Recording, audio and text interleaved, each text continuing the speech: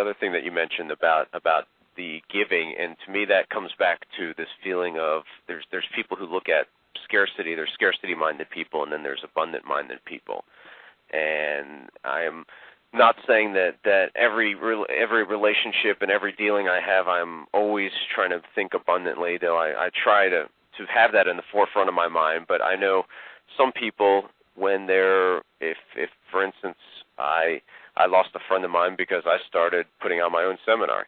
He thought that he should be the only one that puts on seminars in this particular marketplace, which is crazy.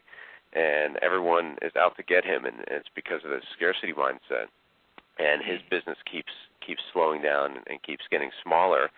And for me, the abundance mindset is hopefully that if I can give more and more as far as even the charitable contributions, then I will get back more and more in return just from the natural law of money. It is a natural law. It is a law which is a very difficult one for us to accept. In fact, I have told you about my old friend Foster Hibbert, who was an associate of Napoleon Hill. Right. And he believed so much in that and lived it in his life and proved it.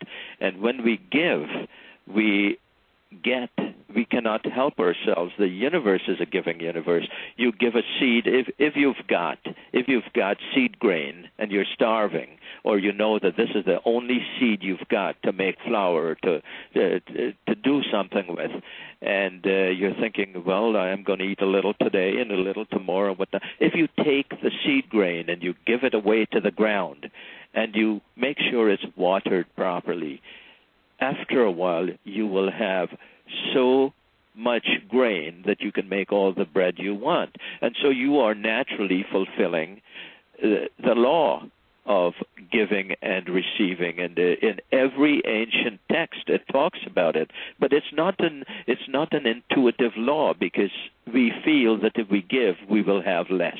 Right. If I have $10 and I give away $6, well, then I only have 4. And only is a more deadly disease, because it's called, we can all die of onlyness, because we never can outgive the universe. That's the law. Now, my example is clear. There are friends of mine who said, John, you could be a multi-millionaire within a few months if you want to. Why don't you do that? And I said, yeah, I would like to, but I find what I'm doing more interesting. I'd like to just make a few $100,000 a year, live comfortably, and write some books and talk to people, and maybe do nothing. I just want to have the choice to do nothing if I want to, or maybe go on another trip, or do just bloody well whatever I want to do compared to the early days. It's my choice. How much is enough? I don't know, but take, for example, this year we'll be doing a few things which will create a little bit more affluence. Do I want to make that 1,000 times more?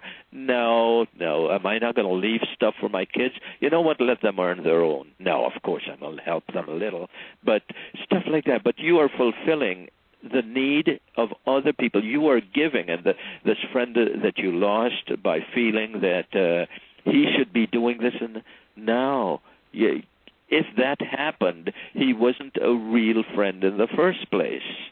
And this is not a competitive universe.